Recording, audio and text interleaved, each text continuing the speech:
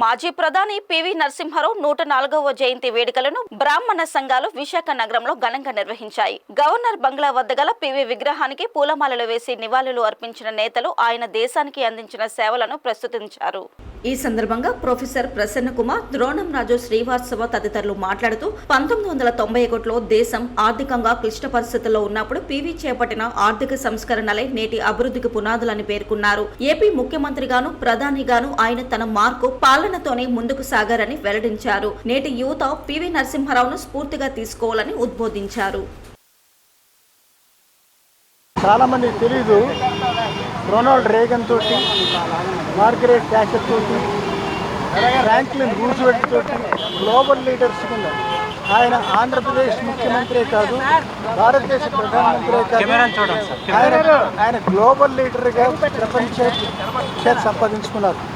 మనది గ్రేట్. ఆయన 1995లో మహాత్మా గాంధీ గారి మీద ఇచ్చిన మెసేజ్ యునెస్కోలో అది ప్రపంచం అంతా కూడా అది హర్షించింది. అంత మహానుభావుడు మన భారతదేశంలో, మన రాష్ట్రంలో, మన తెలంగాణలో పుట్టినటువంటి ఎదిగినటువంటి statesmen. He was a statesmen, he was a visionary, he was a great global leader. ప్రపంచానికే ముఖ్యమైనటువంటి లీడర్లో ఒకళ్ళని చెప్పి అందరూ కూడా యునానిమస్గా అన్నారు.